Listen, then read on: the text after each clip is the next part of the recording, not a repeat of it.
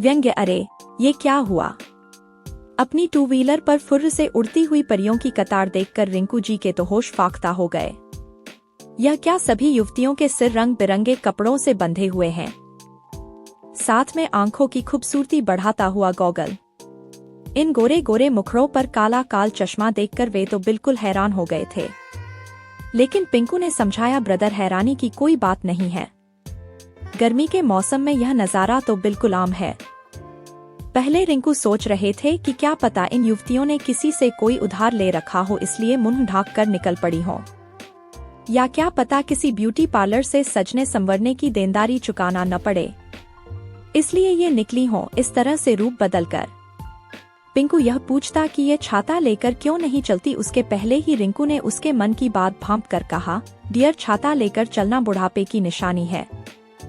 आता आप गर्मी में भले ही चक्कर खाकर गिर पड़े, पर निकलना है तो सिर पर रंग बिरंगी चुनरी लपेटकर, साथ में समर कोट हो तो क्या कहने। अब अपने ब्रदर लोग भी तो हैट या टोपी के बजाय रंग बिरंगे गमछे और रुमाल सिर पर लपेटकर इनमें शामिल हो गए हैं, इसलिए पता ही नहीं चलता कि यह जा रही है या वह जा रहा है।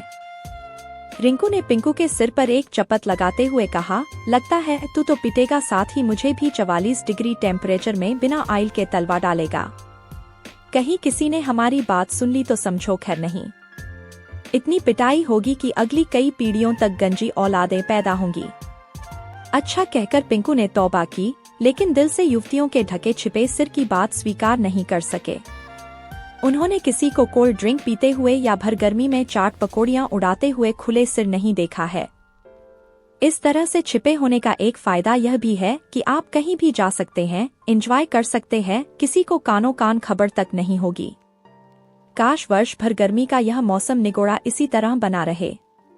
उधर अपने भाई लोग भी गॉगल के अंदर से ताकने की फिराक में मन मसोस कर रह जाते हैं। कितना भी यत्न कर ले, किसी तरह की सफलता हाथ न लगते देखकर खिस्यानी बिल्ली के समान खंबे नोचते हुए हर कहीं देखे जाते हैं। कभी पार्क में तो कभी यहाँ वहाँ रेस्टोरेंट में अपनी प्रियतमा के पीछे घूमते हुए एक झलक पाने की फिराक में पिंकू और रिंकू ने उन्हें कई दफा देखा है। अपने ही शहर में घूमते हुए मेरे भाई को जब उनकी तथाकथित प्रियतमा ने गॉगल निकालकर सिर पर लिपटी चुनरी उतरते हुए डपटा तो भाई को काटो तो खून नहीं।